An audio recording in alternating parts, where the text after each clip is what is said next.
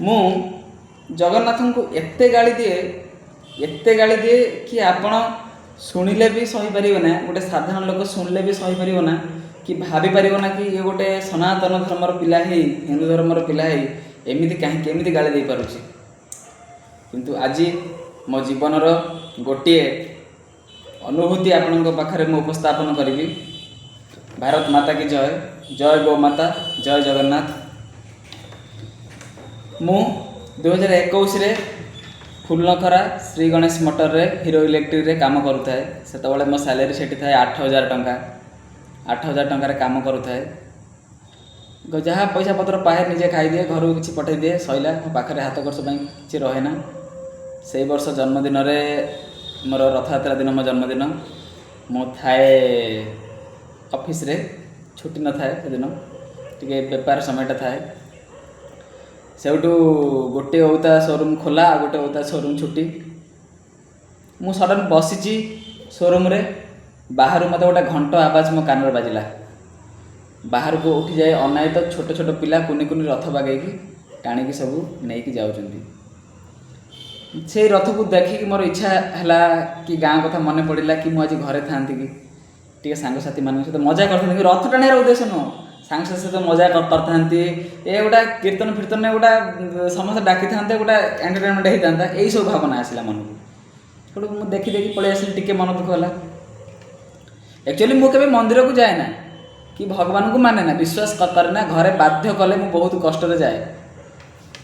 ସେଇଦିନ ସେଇଠୁ ଗୋଟିଏ ଓଉତା ସୋରୁମ୍ ଖୋଲା ଥାଏ। ତା କିଛି ସମୟ ପରେ ମାଲିକ ଫୋନ୍ କରି କହିଲେ ନା 4ଟାରେ ସୋରୁମ୍ ବନ୍ଦ କରିକି ଆସିବ।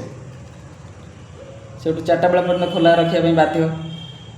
ସେଇଠୁ ମୋ ପାଖରେ ପଇସା ବି ନାହିଁ, ଜନ୍ମଦିନ ଏପଟରେ, ରଥଯାତ୍ରା ଦିନ ମୋ ଜନ୍ମଦିନ, କେକ୍ଟେ କାଟିବା ପାଇଁ ପଇସା ନାହିଁ, ଗୋଟେ ଡ୍ରେସ୍ କିଣିବା ପାଇଁ ପଇସା ନାହିଁ। ଭାରି ମନ ଦୁଃଖ ହେଲା। ମୁଁ ଯେଉଁଠି ବସେ, ମୋର ଟିକେ ବାଁ ପଟକୁ ଥାଏ ଆମର ଜଗନ୍ନାଥଙ୍କର ଗୋଟେ ମୂର୍ତ୍ତି ଆଉ ଗୋଟେ ଫଟୋ। ସଡ଼ନ୍ ମୋର ଲକ୍ଷ୍ୟ ପଡ଼ିଲା ଜଗନ୍ନାଥଙ୍କ ଫଟୋ ମୂର୍ତ୍ତି ଉପରେ। ବହୁତ ରାଗ ଆସିଲା। କାହିଁକି ସେଦିନ କେଜାଣି ଏତେ ରାଗ ଆସିଲା। ଫଟୋ ପାଖକୁ ଉଠିଗଲି, ସେ ଫଟୋକୁ ଧରିକି ଥରେ ଉପରକୁ ଉଠି ପୁଣି ଥରେ ମାନେ କାଚିଲା ଭଳିଆ ହିଁ ଥୋଇଦେଲି। ରାଗରେ ପୁରା ମୋ ମନ ଭିତରେ ପୁରା ମୁଁ ଜର୍ଜରିତ ହୋଇ ରାଗରେ ଜଗନ୍ନାଥ ଫଟୋକୁ ଅନେଇକି ମୁଁ କହିଲି, ତମେ କେମିତିଆ ଠାକୁର, ଇଏ ସିଏ ଗାଳି ଦେଲି। ତମେ ରତ୍ନସିଂହାସନରେ ବସିଛ, କୋଟି କୋଟି ଟଙ୍କା ସମ୍ପତ୍ତି ଅଛି, ଇଏ ସିଏ, ଯାହା ମନ ହେଉଛି ଖାଉଛ, ଯେତେବେଳେ ଯାହା ଇଚ୍ଛା ତମ ଇଚ୍ଛା ସବୁ କରିବ, ଇଏ ସିଏ। କିନ୍ତୁ ଆଜି ମୋ ପାଖରେ ପଇସା ନାହିଁ ବୋଲି ମୁଁ ଟିକେ ଗାଁକୁ ଯାଇପାରିଲି ନା, ଆଉ ରଥ ଟିକେ ଟାଣି ପାରିଲି ନା। କେତେ ମଜା ହେଇଥାନ୍ତା ସାଙ୍ଗ ପିଲାଙ୍କ ସାଙ୍ଗରେ। ତମେ କିଛି କରେଇଦେଲ ନା, ତମ ଇଚ୍ଛା ଯାହା ହେବ ସବୁ ତମେ ସେୟା କରିବ, ଇଏ ସିଏ ଏଇଭଳିଆ ସବୁ ତମେ କରିବ, ମାନେ କହିକି ବହୁତ ପ୍ରକାର ଗାଳି ଦେଲି। ବହୁତ ଅଶାନ୍ତି ହେଲି ତାଙ୍କ ଉପରେ। ଗାଳି ଦେଲା ପରେ ମୁଁ ଆସିକି ବସି ପଡ଼ିଲି। ତାପରେ ମୋ ମନ ଭିତରେ ଗୋଟେ ପରିବର୍ତ୍ତନ ଆସିଲା। କାହିଁକି କେଜାଣି ଜଗନ୍ନାଥଙ୍କ ଆଡ଼କୁ ମୁଁ ଯେତେବେଳେ ପୁଣି ଥରେ ଅନେଇଲି, ମୋ ଆଖିରୁ ଠପ୍ ଠପ୍ ଅଚାନକ ଲୁହ ବାହାରିଲା। ମାନେ ମୁଁ ଜାଣିପାରିଲିନି କାହିଁକି ମୋ ଆଖିରୁ ଲୁହ ବାହାରୁଛି। ସେହି ସମୟରେ ପୁଣି ଥରେ ମୋତେ ଘଣ୍ଟ ଆବାଜ ଆସିଲା। ଉଠିଯାଇ ବାହାରକୁ ଦେଖେ ତ ମହାପ୍ରଭୁଙ୍କର ଗୋଟେ ରଥ ଆସୁଛି। ବହୁତ ବଡ଼ ରଥ ନୁହେଁ ତ, ଛୋଟ ରଥ ଗୋଟେ ଆସୁଛି। ମୋ ମନରେ ଗୋଟେ ପରିବର୍ତ୍ତନ ଆସିଲା। ମୁଁ ସାଙ୍ଗେ ସେଇ ରାସ୍ତାକୁ ଯାଇ ରଥ ଦୌଡ଼ିକି ଟିକେ ଛୁଇଁବାକୁ ଚେଷ୍ଟା କଲି, ଏବଂ ସେ ପିଲାମାନେ ଆଣିକି ମୋ ମୁଣ୍ଡରେ ସିନ୍ଦୁର ଆଉ ଟିକେ ତୁଳସୀ ମୋତେ ଦେଇଦେଲେ। ବାସି ଆସୁଥାଏ ମହ ବାସ୍ନା। ଟାଣିକି ରଥ ଦୌଡ଼ି ଛୁଇଁକି ନମସ୍କାର ଟିକେ ହେଇକି ଆସିଲି ରୁମ୍କୁ। ଆସିଲା ପରେ ଘର ମାଲିକ, ଯାହା ଘର ଭଡ଼ା ନେଇକି ଆମର ସୋରୁମ୍ ହେଇଥିଲା, ମାଲିକର ପୁଅ ମୋତେ ଫୋନ୍ କଲେ, ଆଉ ଦୀପକ କେଉଁଠି ତମେ? ରୁମ୍ରେ ନା, ହଉ ତମେ ସେଠି ଥାଅ, ମୁଁ ଆସୁଛି। ନା, ମୋତେ କହିଲେ ମୋତେ ଦେଖା କର ଆସିକି। ସେଠୁ ମୁଁ ଦେଖା କଲି। ହଁ, ମୁଁ ଦେଖା କଲି। ତାପରେ ସେ ମୋତେ କହିଲେ ପୁରୀ ଯିବା। ମୁଁ କହିଲି, ମୁଁ ମନେ ଭାବୁଥାଏ କି ମୋ ପାଖରେ ପଇସା ନାହିଁ, କିଛି ନାହିଁ, କ'ଣ ଆଙ୍କ ସହିତ ପୁରୀ ଯିବି, କ'ଣ ଖର୍ଚ୍ଚ କରିବି, କ'ଣ ମୁଁ ଯିବି, କ'ଣ ନାହିଁ, ଏମିତି ମନେ ଭାବୁଥାଏ। ମୋ ପାଖରେ ତ କିଛି ପଇସା ପତ୍ର ନାହିଁ, କ'ଣ କରିବି। ସେଠୁ ସେ ମୋତେ କହିଲେ, କ'ଣ ଭାବୁଛ? ମୁଁ କହିଲି, ନା ପପୁ ଭାଇ, ମୋ ପାଖରେ ପଇସା ପତ୍ର ନାହିଁ, ଆଉ ମୁଁ ଯାଇପାରିବିନି। ସେଠୁ ସେ ମୋତେ କହିଲେ, ହଉ ଚାଲ, 100-150 ଟଙ୍କା ତ ଅଛି, ଚଳିବ, ଖାଲି ବୁଲିପରି ଆସିବା ଆଉ। ମୁଁ ଗାଡ଼ିରେ ତେଲ ଖର୍ଚ୍ଚ ମୁଁ ଦେଇଦେବି, ତୁମେ ବୁଲିପରି ଆସିବା, ତୁମ ପାଖରେ କ'ଣ 100-150 ଟଙ୍କା ନାହିଁ? ମୁଁ କହିଲି ହଁ 100-150 ଟଙ୍କା ଅଛି, ହେଲେ ବାହାର। ମୁଁ ବାହାରିଲି। ପପୁ ଭାଇ ମୋତେ ପୁରୀ ନେଇକି ଗଲେ। କହିଲା ବେଳକୁ ମୋ ଆଖିରେ ଲୁହ ପଡ଼ି ଆସୁଛି। ମୋତେ ପୁରୀ ନେଇକି ଗଲେ, ମାନେ ଏତେ ଲୋକ ସେଦିନ ପୁରୀରେ, ରଥଯାତ୍ରା ଦିନ ଏତେ ଲୋକଙ୍କୁ ଦେଖିକି ମୁଁ ଭାବୁଥାଏ ମୁଁ ରଥ ଟାଣି ପାରିବିନି ଆଜି। ଇଚ୍ଛା ତ ନଥାଏ, ମୁଁ ତ ଗାଳି ଦିଏ ଠାକୁରଙ୍କୁ, ଇଚ୍ଛା ନଥାଏ, ଫିର୍ ବି ମୋ ମନକୁ କ'ଣ ହେଇଯାଇଛି, ଗୋଟେ ମନ ପରିବର୍ତ୍ତନ ମୋର ହେଇଛି। ସେଦିନ କାହିଁ କେଜାଣି ବହୁତ ଜୋର ଜଗନ୍ନାଥଙ୍କୁ ଦେଖିବାକୁ ମୋର ଇଚ୍ଛା ହେଉଥାଏ। କେମିତି ତାଙ୍କୁ ସାମ୍ନାରୁ ଟିକେ ମୁଁ ଦର୍ଶନ କରିବି, କେଉଁ ଛୋଟବେଳେ ପୁରୀ ଯାଇଥିଲି। ମନେ ମନେ ଭାବୁଥାଏ କି ଲୋକ ତ, ପୋଲିସ ତ ପୁରା ଛିଡ଼ା କରେଇ ଦେଉନାହାନ୍ତି, ବୁଲେଇ ବୁଲେଇ ଆଣି ଛାଡ଼ି ଦେଉଛନ୍ତି, ଖାଲି ଅନେଇ ଦେଇକି ଯା ଟିକେ ବୁଲିକି ପଳେଇ ଆସିବ। ଏଇଆ ଭାବିଛି ମୁଁ ଜଗନ୍ନାଥଙ୍କ ରଥ ସାମ୍ନାକୁ ଚାଲି ଚାଲି ଯାଇ ପହଞ୍ଚିଛି ଧାଡ଼ିରେ। ସଡ଼ନ୍ କ'ଣ ହେଲା, ଡିକ୍ଲାର ହେଲା ଚାରିଆଡ଼େ ଯିଏ ଯୋଉଠି ଇଚ୍ଛା ସେଇଠି ହିଁ ଛିଡ଼ା ହେଇଯାଅ।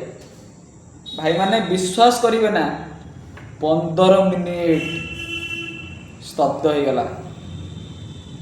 କ'ଣ ଚୋରି ହେଲା କି କ'ଣ ହେଲା, ଭଲ ମନ୍ଦ ହେଲା କି କ'ଣ ହେଲା, ସାଙ୍ଗେ ସାଙ୍ଗେ ଡିକ୍ଲାର ହେଲା ଯିଏ ଯୋଉଠି ଇଚ୍ଛା ସେଇଠି ଛିଡ଼ା ହେବ। 15 ମିନିଟ୍ ଫ୍ରଣ୍ଟରେ ଜଗନ୍ନାଥଙ୍କ ସାମ୍ନାରେ ଛିଡ଼ା ହେଇଛି। ଚକା ଆଖିକି ଅନେଇ ଆଖିରୁ ଧାର ଧାର ଲୁହ ଗଡ଼ି ଯାଉଛି। ସେହି ସମୟରେ କଳାହାଣ୍ଡିଆ ମେଘ ଗୋଟି ଆସିଲା ଏବଂ ବର୍ଷା ଜୋରରେ ଗାଳିଲା। ମୁଁ ଅନେଇଛି ଆଜ୍ଞା, ବଳଭଦ୍ର ସୁଭଦ୍ରା ମାଆଙ୍କ ରଥ ଉପରେ ବର୍ଷା ପଡ଼ୁଛି, ହେଲେ ଜଗନ୍ନାଥ ମହାପ୍ରଭୁଙ୍କ ରଥ ଉପରେ ଗୋଟିଏ ବୁନ୍ଦା ବି ବର୍ଷା ନାହିଁ। ଆଶ୍ଚର୍ଯ୍ୟ ମୁଁ ହେଇଗଲି, ସ୍ତବ୍ଧ ହେଇଗଲି। ମହାପ୍ରଭୁଙ୍କ 7 କୋଟି ପର୍ବତରୁ ଅଟହଇଛେ ଗରୁ, ନାମ ବହିଅଛି ଅଚଳ ମହାମେରୁ। ସେ ମହାମେରୁକୁ ଅନେଇଛି, ଆଖିରୁ ଅଶ୍ରୁ ଗଡ଼ି ଗଡ଼ି ଗଡ଼ି ଗଡ଼ି ଚାଲିଛି। ମଣିମା ମଣିମା ମଣିମା କ୍ଷମା କର ଡାକିକି। ସେହି ସମୟରେ ପପୁ ଭାଇ କହିଲେ, ମୁଁ ଶୁଣିଛି ତମେ ଯେତେବେଳେ ଗାଳି ଦେଉଥିଲ ଠାକୁରଙ୍କୁ, ମୋ କାନରେ ବାଜୁଥିଲା, ବଡ଼ ପାଟିରେ ତମେ ଚିଲେଇକି ହିଁ ଗାଳି ଦେଉଥିଲ। କାଳିଆକୁ ଯେମିତି ଭାବୁଛ ଆମ କାଳିଆ ସେମିତି ନୁହେଁ। ସବୁ ଧର୍ମ ବର୍ଣ୍ଣ ସବୁଠାରୁ ଉର୍ଦ୍ଧ୍ୱରେ। ଏ ସଂସାରରେ ଯେତେ ଧର୍ମ ଅଛି, ଯାହା ବି ଅଛି, ସବୁଠାରୁ ଉର୍ଦ୍ଧ୍ୱରେ। ସନାତନୀ ମାନଙ୍କର ଠାକୁର ନୁହେଁ, ସେ ସର୍ବଧର୍ମର ଠାକୁର। ତାଙ୍କୁ ସବୁ ଧର୍ମ ମାନନ୍ତି, ସମ୍ମାନ କରନ୍ତି। ତେଣୁକରି ମୁଁ ସେଇଦିନ ମାନିଲି କି ସତରେ ମହାପ୍ରଭୁ ତୁମ ଲୀଳା ଅପାର, ତୁମେ ସତରେ ଅପାର। ତୁମ ଲୀଳାରେ ଛାର ମଣିଷ ଆମେ କ'ଣ ଆମେ ଜାଣିବୁ। ସେଇଦିନ ମାନିଲି ପ୍ରଭୁଙ୍କୁ।